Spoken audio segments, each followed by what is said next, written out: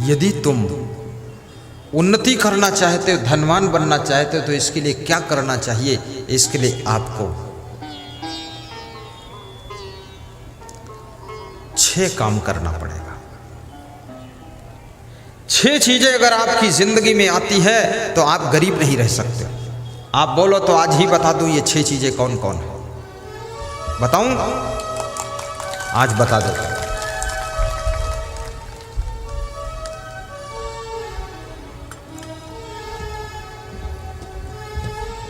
ये 6 चीजें ध्यान से सुनना, चूकना नहीं है।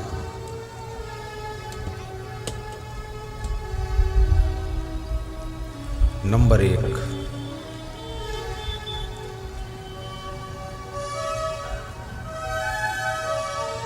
उत्थानम। उत्थान करने के लिए 6 चीजें हैं। ऊपर उठने के लिए, आगे बढ़ने के लिए, विकास के लिए। उत्थानम। संयमो दाक्ष्यम अप्रमादो धृति अस्मृति समिच्छा समारंभो विद्धि मूलम भविष्यतु। ये विदुर जी ने धृतराष्ट्र को बताया है। नंबर 1, संयमो। जो लोग धनवान बनना चाहते हैं, आगे बढ़ना चाहते हैं, उन्नति करना चाहते हैं, उनके लिए फार्मूला है संयमो। संयम का अर्थ होता है नियंत्रण। नियंत्रण का अर्थ होता है कंट्रोल। कंट्रोल का अर्थ होता है क्या? कंट्रोल का अर्थ कंट्रोल, और क्या अर्थ? संयमो यानी जिनको अपने आप के ऊपर संयम है, नियंत्रण है, कंट्रोल है। आपने महिलाओं को भोजन बनाते हुए देखा होगा, तो भोजन एक तो भगोना होता है, पतीली होती है, और दूसरा वो कुकर होता है। तो भगोना में जब दाल पकाती है तो 1 घंटे में दाल पकती है, लेकिन कुकर में जब ये दाल पकाती है तो केवल 7 मिनट में दाल पक जाती है। अंतर क्या है? चूल्हा वही है, गैस वही है, बनाने वाली वही है, दाल वही, पानी वही, सब वही, केवल बर्तन बदला हुआ है। बर्तन में क्या फर्क है? भगोने में जब पकाती है तो स्टीम बाहर निकल रही है, लेकिन कुकर में जब दाल पकाती तो स्टीम बाहर नहीं निकलती, अंदर रहती है। स्टीम कंट्रोल में है, नियंत्रण में है, तो दाल 7 मिनट में पक जाती है। याद रखना, जो 70 साल में तुम विकास करोगे, अगर तुम्हारे ऊपर कंट्रोल है, नियंत्रण है, तो वो 7 साल में उतना विकास हो जाएगा जो 70 साल में करोगे। तो अपने ऊपर कंट्रोल क्या करोगे तुम? अपने ऊपर ये मन को कंट्रोल करना। कभी मन आपका ललचाता है कि दारू पी लूं, तुरंत कंट्रोल करो। कभी मन ललचाता जुआ खेल लो, ताश खेल लो, कंट्रोल करो। कभी मन में गुस्सा आती है तो मन होता गाली दे दूं, माँ बाप को गाली दे दूं, पड़ोसी को गाली दे दूं, तुरंत कंट्रोल करो। कभी मन में लालच आता चोरी कर लूं, चोरी से भी मन को कंट्रोल करो। सारी बुराइयों से जो अपने मन को कंट्रोल कर लेता है, उसका विकास तीव्र गति से प्रारंभ हो जाता है और उसको कोई रोकने वाला नहीं। कभी मन में आलस्य आता है, आलस्य से भी अपने को कंट्रोल करो। ऐसा मन बोलता ना, कर लेंगे, देख लेंगे, हो जाएगा, क्या चलती है, कंट्रोल करो। संयमो दाक्ष्यम। अब दूसरा लक्षण, दूसरी बात, दाक्ष्यम बनो। दाक्ष्यम क्या होता है? दाक्ष्यम माने दक्ष होना। दक्ष माने पारंगत होना, पारंगत माने प्रवीण होना, प्रवीण होना मतलब कुशल होना, कुशल होना मतलब मर्मज्ञ होना, मर्मज्ञ होना मतलब स्पेशलिस्ट होना, स्पेशलिस्ट मतलब विशेषज्ञ होना। अरे यहाँ पर रायबाजी सिखाने के लिए थोड़े बैठा हूँ, एक बात बता दूँ, बात खत्म हो। हाँ, वो कोई हिंदी थोड़े पढ़ा रहा है, बस इतना। दक्ष बनो यानी कुशल बनो। तुम्हें दक्षता हासिल होनी चाहिए। जैसे मैं प्रवचन करता हूं, तो प्रवचन करने में यदि हमको दक्षता हासिल है, कुशलता हासिल है, तभी तो हमको लोग बुलाएंगे, नहीं तो कौन बुलाएगा? हम बोलेंगे थोड़ा थोड़ा प्रवचन आता है, तो थोड़ा थोड़ा वाले कौन काम? थोड़ा थोड़ा तो सभी को आता है। पूर्णता होनी चाहिए। मुकेश अंबानी का जो ड्राइवर है उसका वेतन 2.25 लाख रुपये महीने है। यहां पर तो 2.25 लाख में तो कम से कम 25 ड्राइवर मिल जाएंगे, लेकिन वे ड्राइवर किस मॉडल के होंगे? मुकेश अंबानी का जब ड्राइवर गाड़ी चलाता है, मुकेश अंबानी को डर नहीं लगता, गाड़ी कहीं लड़ नहीं सकती।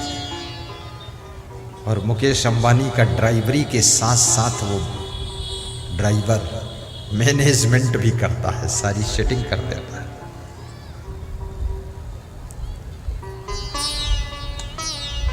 और ये ऐसे ऐसे ड्राइवर जब ब्रेक मारते हैं तो सवारी आगे गिर जाती है, और गियर बदलते हैं, स्पीड पकड़ते हैं, एक्सीलेटर दबाते हैं तो सवारियां सब पीछे लुढ़क जाती है। और ड्राइवर से कहते कैसे चला रहे हो, तो बोलता तो खुद चला लो, मैं नहीं चलाता। ड्राइवर की क्वालिटी गिर गई। और जिस व्यक्ति में क्वालिटी नहीं है उसकी दुनिया के अंदर कोई डिमांड नहीं है। जो काम तुम करते हो वही काम बहुत लोग कर रहे हैं, इसलिए अपनी क्वालिटी में निखार लाइए।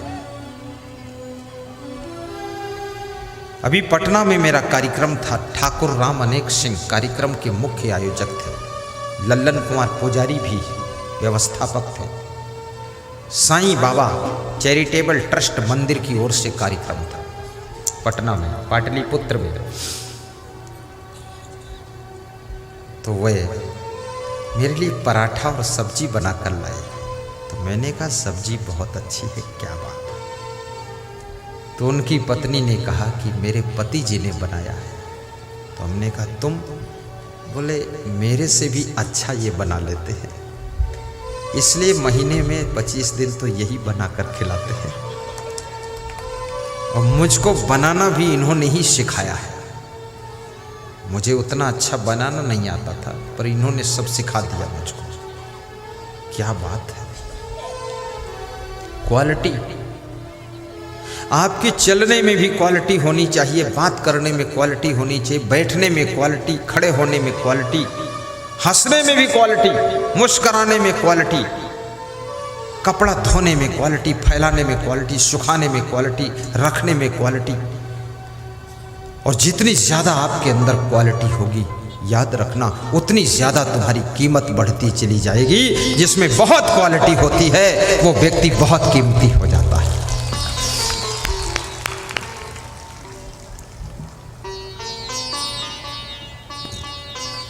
सासू को भी अपनी क्वालिटी में विकास करना चाहिए,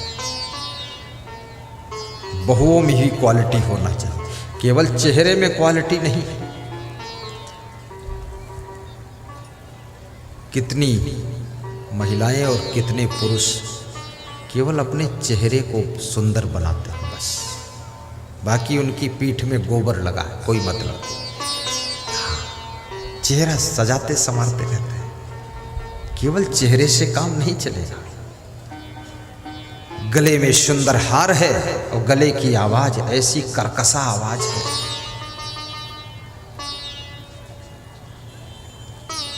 गले की शोभा केवल सोने के हार से नहीं है, गले की शोभा तुम्हारी मधुर वाणी से है। ऐसी वाणी बोलो कि आपके घर के लोगों की थकान मिट जाए और उनके सूखे हुए चेहरे पर मुस्कान आ जाए।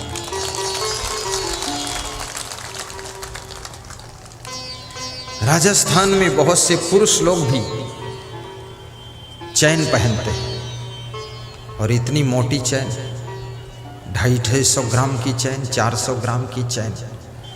तो मैंने कहा ये 400 ग्राम की चैन? अरे बोले मेरी वाइफ 100 ग्राम की पहने थी। मैंने कहा अरे तू क्या पहनेगी, मैं ऐसी चैन पहनूंगा तेरे पीछे छोड़ दूंगा। 400 ग्राम की चैन। सोने चांदी की चैन पहनना बुरा नहीं है, पहन सकते हो, लेकिन याद रखना ये सोने चांदी की चैन तुम्हारी जिंदगी में चैन नहीं ला सकती है। जब आपकी वाणी सुधर जाएगी, स्वभाव सुधर जाएगा और मधुरता आ जाएगी, तो आपकी जिंदगी में चैन आ जाएगी। जो कि सोने की चैन से भी चैन नहीं मिलती है, वो आपके सुधार से चैन आएगी। इसलिए अपने घरों में सोने चांदी के जेवरों के लिए विवाद मत करो। सोने के गहनों को बेच करके लोहे की कार ले आइए और उसमें बैठ कर चलिए। सोने चांदी को तुम लाद कर चलोगी और लोहे की कार तुमको लाद कर चलेगी, फायदा है। और नारी का सबसे बड़ा आभूषण पति की प्रसन्नता है और पुरुष की सबसे बड़ी महिमा पत्नी को संतुष्ट रखना, खुश रखना। याद रखना, जितने लोग तुम्हारे आश्रय में रहते हैं उनकी व्यवस्था बिगड़ने न पाए। दाक्षम, कुशल बनो, मर्मज्ञ बनो। अप्रमादो, तीसरा लक्षण अप्रमादो, जिनके पास में बिल्कुल लापरवाही नहीं है, तत्काल काम करने की आदत है, वे लोग कभी गरीब नहीं बनते हैं। जो टाल मटोल नहीं करते हैं, लापरवाही नहीं करते हैं, कल कर लेंगे, परसों कर लेंगे, हो जाएगा, देख लिया जाएगा, ऐसी भाषा नहीं बोलते हैं। जो तुरंत करने के लिए तैयार हो जाते हैं, ऐसे लोगों के घर में लक्ष्मी का निवास रहता है। इसलिए आलस्य को दूर करिए। अप्रमादो, धृति अस्मृति। और कहते हैं जिनके पास में धैर्य, बहुत धैर्य है, कभी हिम्मत नहीं टूटती है, साहस कम नहीं होता है, सब कुछ खोने के बाद जिनका धैर्य हमेशा वैसा का वैसा रहता है। याद रखना, महाराणा प्रताप का चित्तौड़ का किला जब मुगलों ने कब्जा कर लिया, जंगल में जाकर के घास की रोटियां बनाकर खा रहे थे महाराणा प्रताप। लेकिन उनका धैर्य और साहस, किला तो छीन लिया पर धैर्य और साहस कोई छीन नहीं पाया। पुनः जंगल में सेना तैयार करके अपने चित्तौड़ के किले को वापस लेते हैं, अपने राज सिंहासन पर विराजमान होते हैं और साथ साथ में मुगलों को खदेड़ कर बाहर कर देते हैं। याद रखना, तुम्हारा धैर्य, तुम्हारा साहस, तुम्हारी हिम्मत खोया हुआ सब कुछ वापस लाने का काम करता है। इसलिए कभी धैर्य को टूटने मत देना।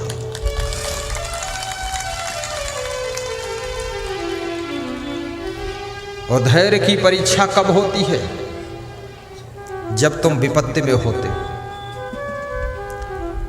सामान्य परिस्थिति में तो सभी धैर्यवान दिख रहे हैं, सभी वीर हैं, सभी साहसी। लेकिन आपत्ति काल में जब तुम्हारा धैर्य टूटने ना पाए, तब समझ लो तुम्हारे पास धीरज है। धीरज धर्म मित्र अरुणारी, आपत्ति काल परखिए चारी।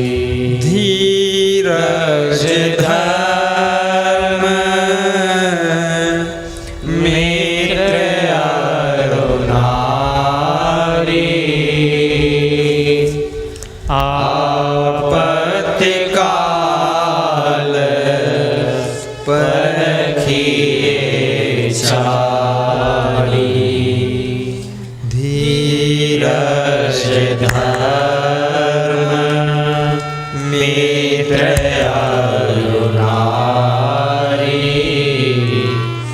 आपत्ति काल परखिए चारी। इन चार चीजों की परीक्षा आपत्ति काल में होती है। जब पति किसी आपत्ति में फंसा हो, तब नारी की परीक्षा होती है। जब तुम्हारे पास में धन भी ना हो, कोई बड़ा पद भी ना हो, शरीर में बीमारी भी आ गई हो, दुश्मनों की संख्या भी बढ़ गई हो, परिवार के लोग भी साथ छोड़ चुके हो, रिश्तेदारों ने भी मुंह मोड़ लिया हो, ऐसी परिस्थिति में तुम्हारी पत्नी की परीक्षा होती है। ऐसी कंडीशन में जो नारी अपने पति का साथ देती है, वो नारी केवल नारी नहीं है, वो नारी नारायणी है। वो नारी नारायणी है, वो देवी स्वरूप है। शंकर भगवान की एक कथा है। शंकर भगवान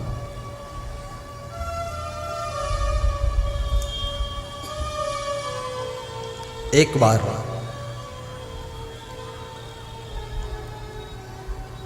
पार्वती के साथ में बैठे बात कर रहे थे। शंकर भगवान हमेशा पार्वती को देवी कहते थे और पार्वती हमेशा अपने पति को भगवान कहती थी। पार्वती जी बड़ी सभ्य महिला थी। शिव जी चर्चा कर रहे थे। पार्वती जी पूछती है कि ये आकाश में जो बहुत भीड़ जा रही है, विमानों से लोग उड़ के जा रहे हैं, रोडों पर भीड़ बहुत है, ये सब आज कहाँ जा रहे हैं? इतनी भीड़ पहली बार मैंने देखा।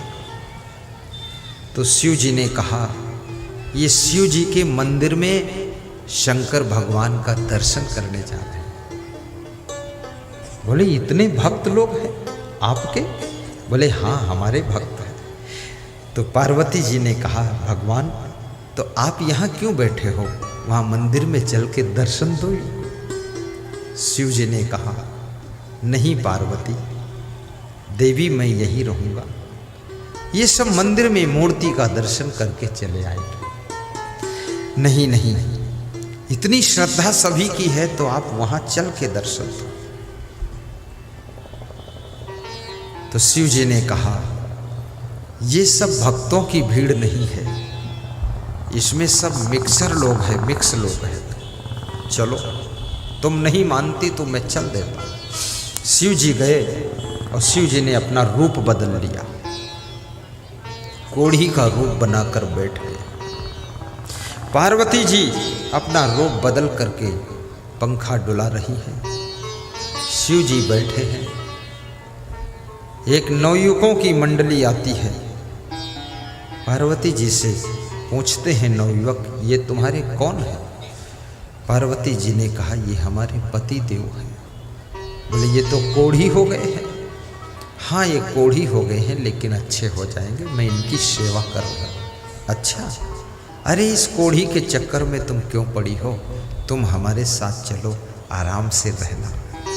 तो शिव जी मुस्कुराए, बोले पार्वती ये भी शिव के भक्त आए हैं, तुम बच के रहना, नहीं तुमको भी ले जाएंगे। ये भगत है, ठगत है, क्या है?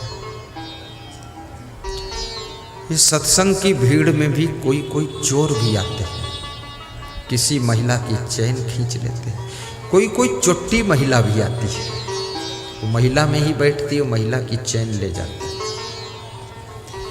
पर सत्संग में और मंदिर में जो चोरी करता है ना, उसको 7 जन्म तक मनुष्य का शरीर नहीं मिलता है, पशु पक्षी की योनि में भटकना पड़ता है।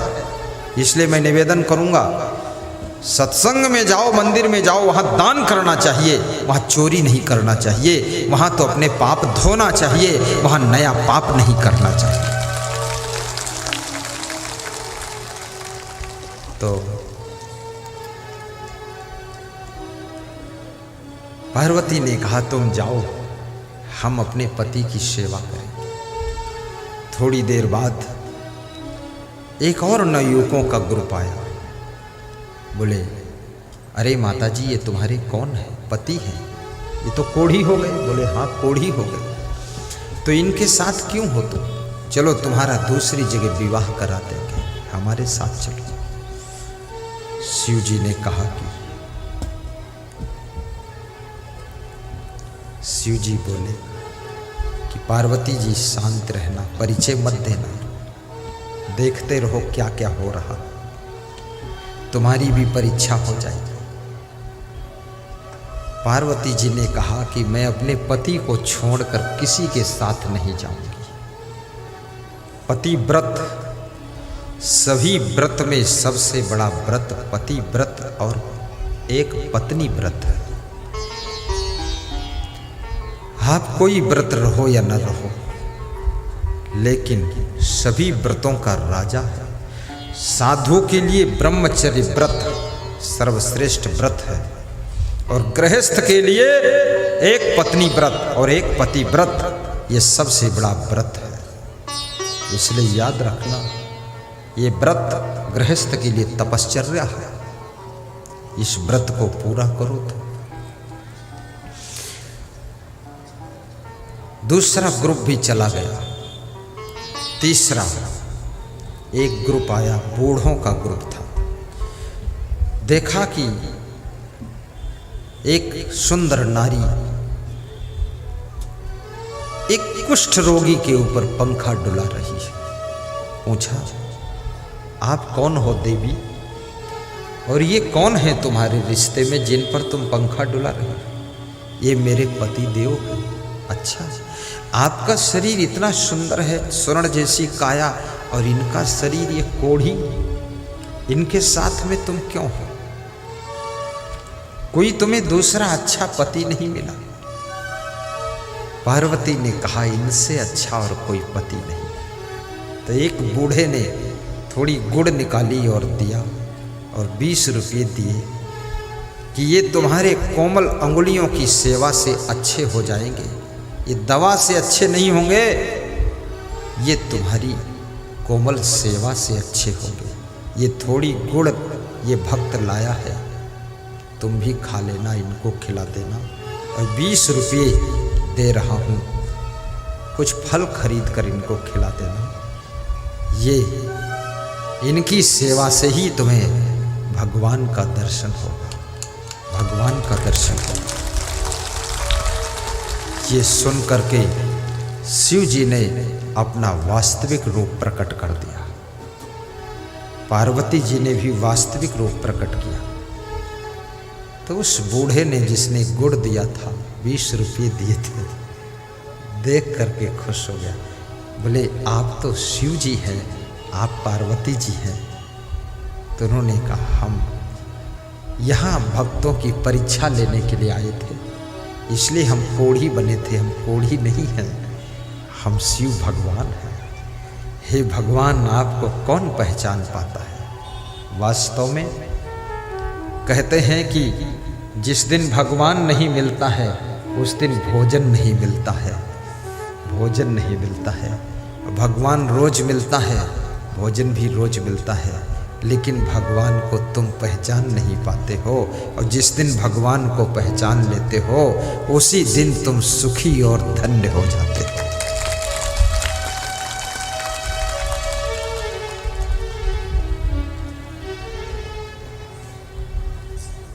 आपका पति कितना कमजोर हो जाए,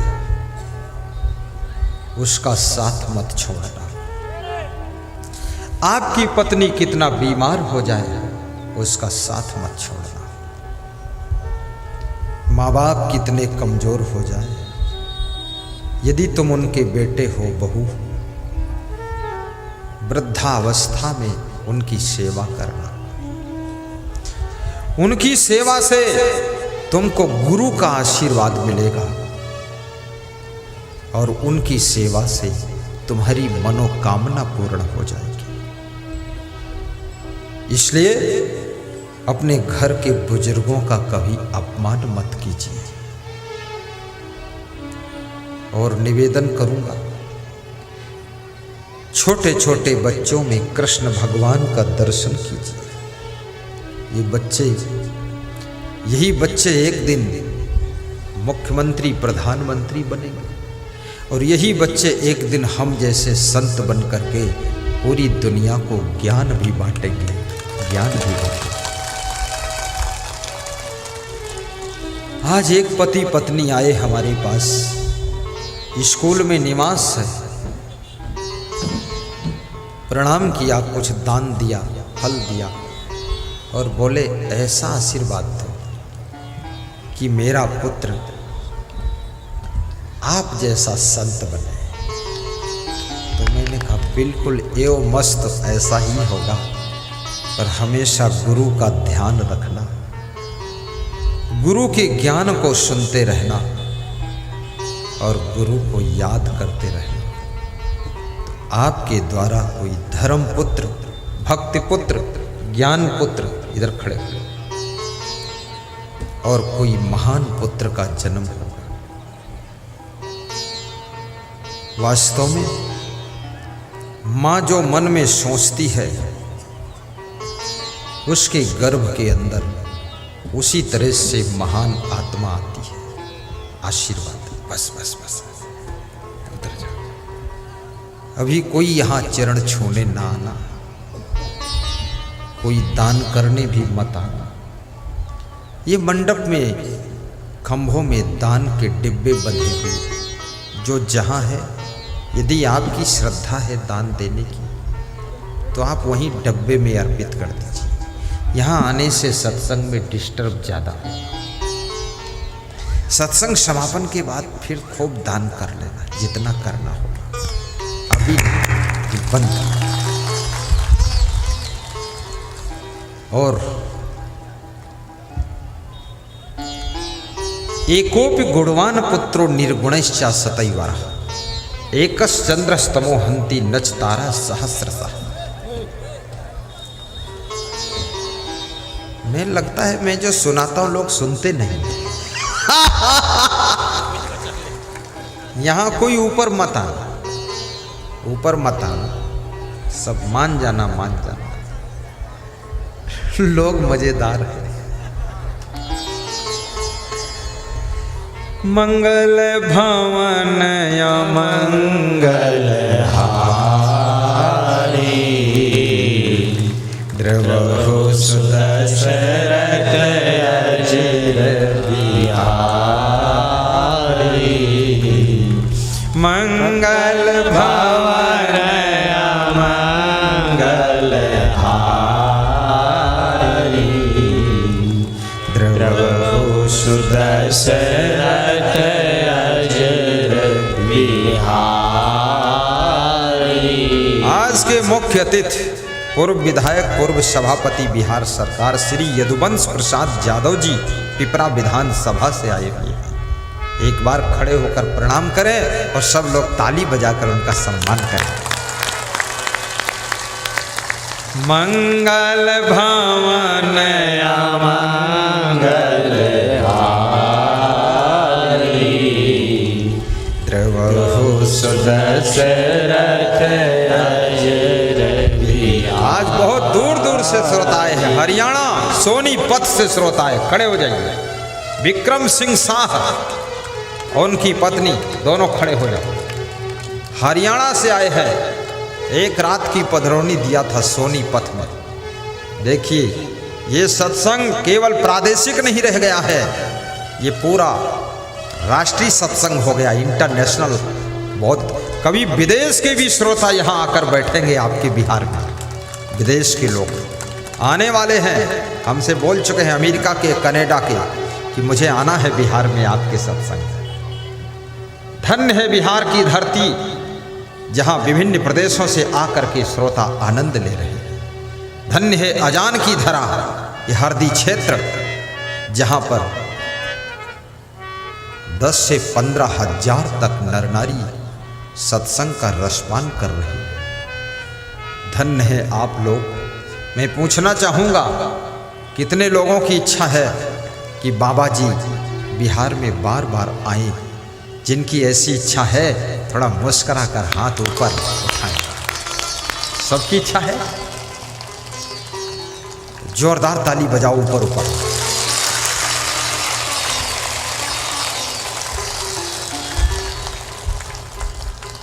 वाह वाह, ऐसे ताली बजती लगते चना भूंज रहे हैं।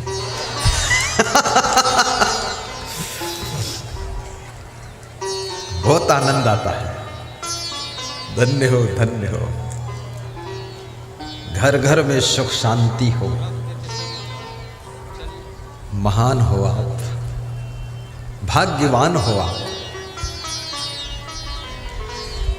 मंगल भवन या मंगल हारी, द्रवहु सुदशरथ अजिर बिहारी, द्रवहु सुदशरथ अजिर बिहारी, मंगल भवन या मंगल हारी, सो तुम जाना हो अंतर पुरवहु मोर मनोरथ स्वामी, पुरवहु मोर मनोरथ स्वामी, मंगल भवन या मंगल हारी। जय हो, बहुत आनंद आ रहा। धीरज धर्म मित्र अरुणारी,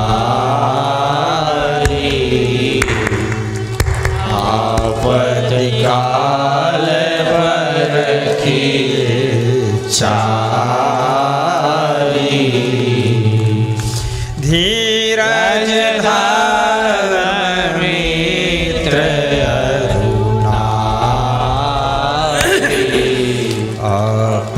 आपत्तिकाल परखिए चारी।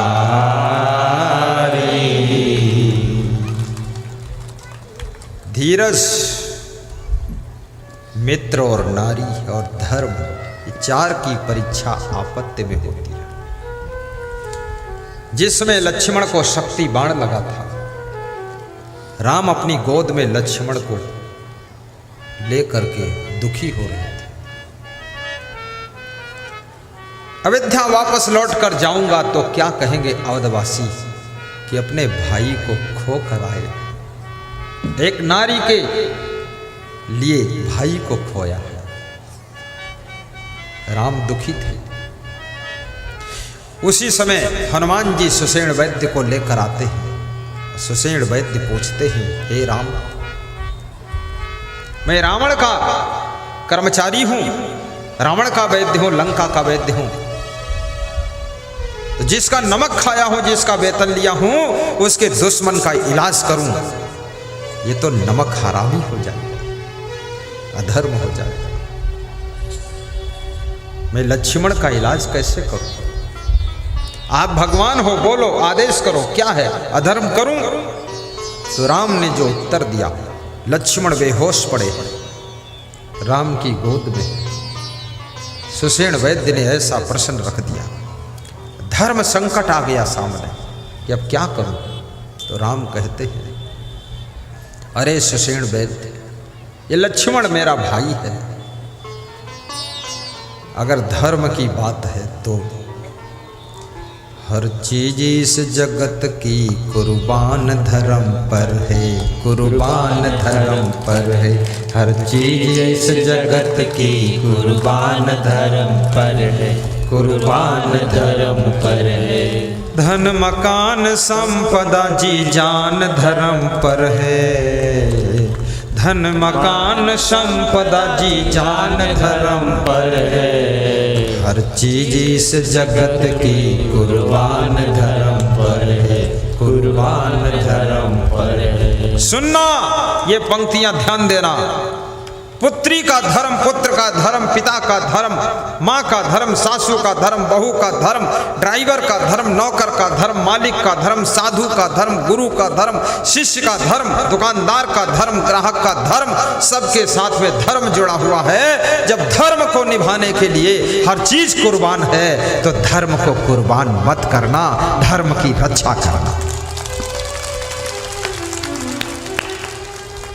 जब किसी बेटी को दुनिया का आकर्षण सताने लग जाए तो अपने पुत्री धर्म को देखना, तुम्हारा धर्म क्या बनता है, पिता के प्रति क्या धर्म है, माँ के प्रति क्या धर्म है। उनको टेंशन देना, दुख देना, अपमान देना नहीं। पुत्री का धर्म है माँ बाप के सम्मान की रक्षा करना, माँ बाप के गौरव को ऊंचा उठाना।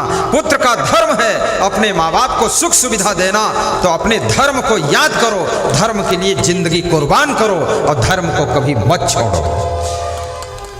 हर चीज इस जगत की कुर्बान धर्म पर है, धन मकान संपदा जी जान धर्म पर, जी जान धर्म पर, धन मकान संपदा जी जान धर्म पर, जी जान धर्म पर है। अवसर अगर मिला तो, हरीश दास सीधे बैठ जाओ, खड़े हो जाओ, सुस्त मत हो आप, आपको बहुत दान मिलेगा, चिंता क्यों करते हो। ये कुंभ मेला के प्रभारी है, दान प्रभारी है। उज्जैन में आश्रम बन रहा, उसके दान प्रभारी है। ये सुस्त बैठे हैं। हमने कहा सुस्त क्यों, मस्त रहो। ये बिहार की धरती भक्तों की धरती है, धर्म की धरती है, दानियों की धरती है। यहाँ पर कोई काम अधूरा रहता ही नहीं है। बिहार में आ गए तो समझ लो बिहार में सब कुछ उपहार में मिल जाता है, उपहार में मिल जाता है।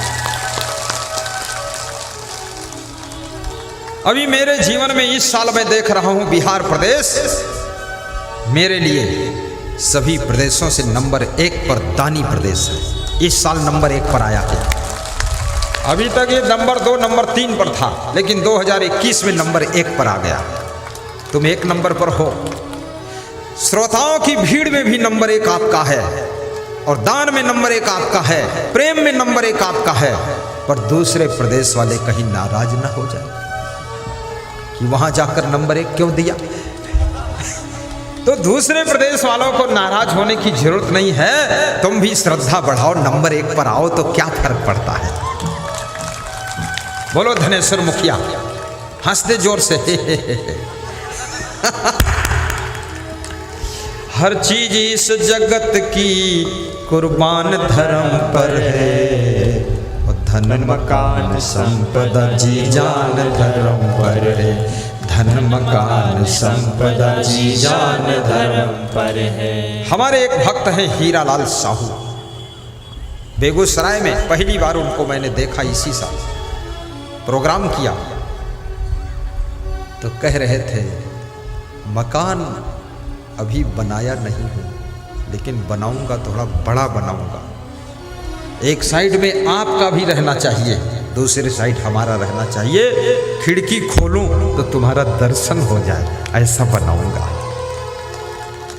वास्तव में गुरु के पड़ोस में अगर मकान बन जाए तो हर व्यक्ति का मकान गुरु के पड़ोस कैसे बनेगा।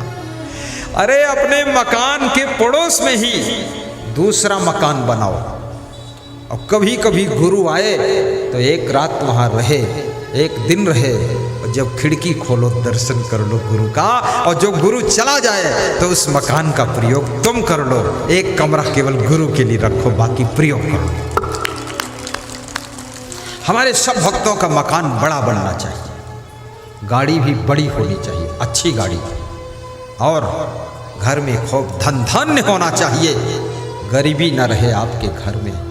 ऐसा आशीर्वाद ये व्यास गादी प्रदान कर रही है। मैं अपने गुरुदेव से भी आशीर्वाद मांगता हूँ, उनकी तपस्या के प्रभाव से और मेरी साधना के प्रभाव से घर घर की गरीबी दूर हो और घर घर में अमीरी आनी चाहिए। हर चीज इस जगत की कुर्बान धर्म पर है, और धन मकान संपदा जी जान धर्म पर है, जी जान धर्म पर है।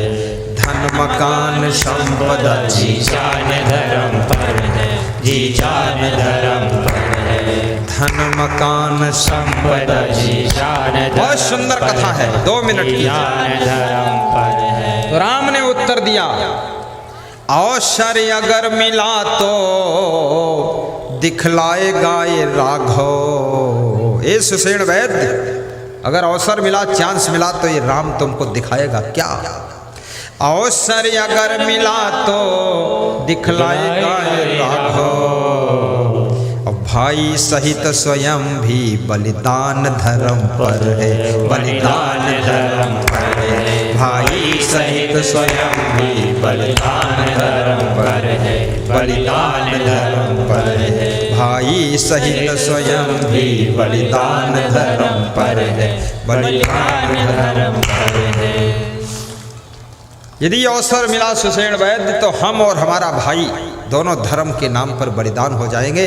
मैं नहीं कहता हूं मेरे भाई का इलाज करो। अगर आपको लगता है कि तुम्हारा धर्म टूट रहा है तो मत इलाज करो। धर्म के नाम पर मेरा भाई मर जाने दो। लेकिन मैं कौन हूं ये समझो। मेरे पुरखे, मेरे पूर्वज राजा हरिश्चंद्र थे जो सत्य धर्म को पालन करने के लिए कालू डोम के घर पानी भरे थे। कालू के घर बिके थे पुरखे हमारे जाकर, कालू के घर बिके थे पुरखे हमारे जाकर। और रघुकुल की ये जो संपदा संतान धर्म पर है, संतान धर्म पर है। हर चीज इस जगत की कुर्बान धर्म पर है, कुर्बान धर्म पर है। धन मकान संपदा जी जान धर्म पर है। हर चीज इस जगत की कुर्बान धर्म पर है, कुर्बान धर्म पर है। ये बात सुन करके सुषेण वैद्य हंसने लगा। बोला वैद्य का भी धर्म होता रोगी का इलाज करना। वैद्य के सामने न कोई अपना है न पराया है। जो बीमार है, रोगी है, उसका इलाज करना मेरा पर्सनल धर्म है। इलाज किया है। लक्ष्मण को होश आता है, संजीवनी बूटी पिलाई जाती है। याद रखना, यदि तुम किसी के पिता हो, पिता का धर्म निभाना। यदि तुम मां हो तो मां का धर्म निभाना। अपने पुत्रों को संकट में मत डालना। शराब पीना तुम्हारा काम नहीं। जमीन बेचकर शराब पी जाना, सामान बेचकर शराब पी जाना, पुत्रों को, संतान को, पुत्रियों को भिखमंगा बना देना, ये पिता का धर्म नहीं। पिता का धर्म है जो तुम्हारे पिता को उसके पिता के द्वारा मिला है, वह संपदा अपने पुत्रों को सुरक्षित वापस दे। क्योंकि ये संपदा तुम्हारे पिता की नहीं है, ये पिता के पिता की है। और पिता के पिता ने तुम्हारे पिता को दिया है। तुम्हारे पिता का धर्म है अपने पुत्रों को दे करके जाए। दारू पीने की कोई इजाजत धर्म नहीं देता है। और मां का धर्म भी ठीक से निभाओ। पुत्र का धर्म, वृद्ध हो जाए माँ बाप, धन कमा कर लाना, उनका ख्याल करो। गुरु का धर्म निभाओ ठीक से। यदि तुम गुरु बने हो तो वैराग्य से रहो, ज्ञान में रहो, ब्रह्मचर्य से रहो, तप से रहो और पूरे जगत के कल्याण के लिए सत्संग सुनाओ, दर्शन दो, सबका कल्याण करो। ये गुरु का धर्म है। गुरु का धर्म इतना ही नहीं है केवल भंडारा खाए, भंडा फोर करे, नहीं। गुरु का धर्म है कि ऐसा भंडारा हो जिसमें लाखों लोग भोजन करें, महाप्रसाद ग्रहण करें और गुरु सबको देखता रहे, दृष्टि कृपा की डालता रहे और सबको आशीर्वाद देता रहे। ये गुरु का धर्म होता है। जय जय जय जय जय जय हो। वाह जय जय जय जय जय। बहुत लंबी जय बोला। जय। बहुत बहुत दमदार आदमी। साहिब बंदगी बोलो, साहिब साहिब बंदगी। तुम्हें देख कर के एक ख्याल आ रहा है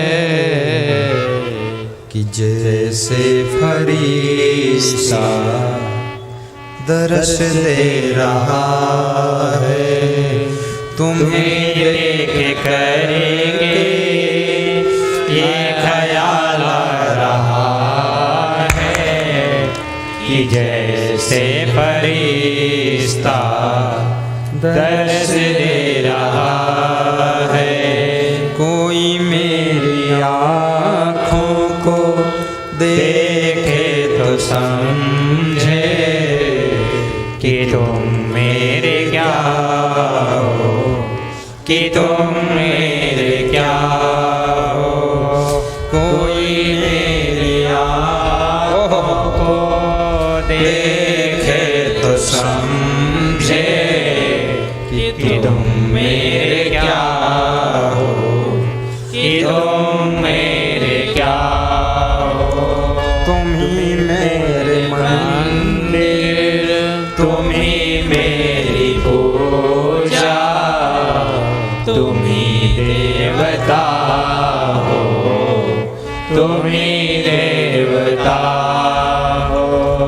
जिधर देखता हूँ नजर तुम ही आते, सभी भक्त साधक तेरे गीत गाते, गीतों की माला के गवैया तुम ही हो।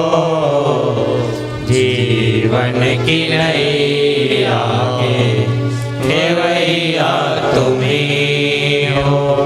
तुम ही मेरे मंदिर, तुम ही मेरी पूजा, तुम ही देवता हो, तुम ही देवता हो। तुम ही राम मेरे कन्हैया तुम ही हो। जीवन की नैया के खेवैया तुम ही हो। बोलिए सदगुरु भगवान की जय। तो मैं 6 बातें आपको बता रहा था। उत्थानम संयमो दाक्ष्यम अप्रमादो धृति स्मृति समिच्छा समारंभो। 5वीं चीज जिनकी स्मरण शक्ति अच्छी है, याद शक्ति, मेमोरी स्ट्रांग है, उनके घर में धन आता है। इसलिए अपनी बुद्धि को भी बढ़ाओ। और बुद्धि यदि बढ़ाना चाहते हो तो क्या करना पड़ेगा? टेंशन कम किया करो, प्रसन्न रहा करो, दिन भर में 2-4 बार ठहाका लगा दिया करो, भोजन कम किया करो, पानी ज़्यादा पिया करो, आपकी बुद्धि बढ़ेगी। जितना ज़्यादा तुम चिंता करोगे बुद्धि कम होती चली जाएगी। भोजन ज़्यादा खाओगे तो बुद्धि कम होती चली जाएगी। बुद्धि घटे बहु भोजन खाए। और याद रखना, साहिब बंदगी बोलो, साहिब बंदगी। वो एक भगत है, वो लेडीज जैसी आवाज में बोलता है तो पुरुष पर आवाज उसकी लेडीज जैसी। साहिब बंदगी से सब शांति से बैठो, कोई चिंता नहीं। थोड़ी देर कोई बातचीत मत करें, महिलाएं शांत रहे, कोई हल्ला गुल्ला नहीं मचाएंगे, शांति से साहिब बंदगी बोलो। साहिब साहिब बंदगी।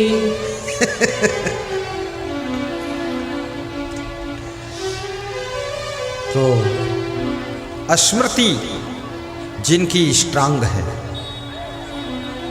वह लोग विकास करते हैं। समीक्षा समारंभ हो, और जो लोग सोच विचार कर विवेक पूर्वक सही निर्णय लेते हैं, सही डिसीजन लेते हैं, उसके बाद कार्य का शुभारंभ करते हैं, वह लोग धनवान बनते हैं, धनवान बनते हैं। जल्दबाजी में डिसीजन मत लीजिए, गलत डिसीजन मत लीजिए, ठीक से सोच विचार कर डिसीजन लीजिए। आप सभी का जीवन मंगलमय हो, ऐसी में शुभकामना।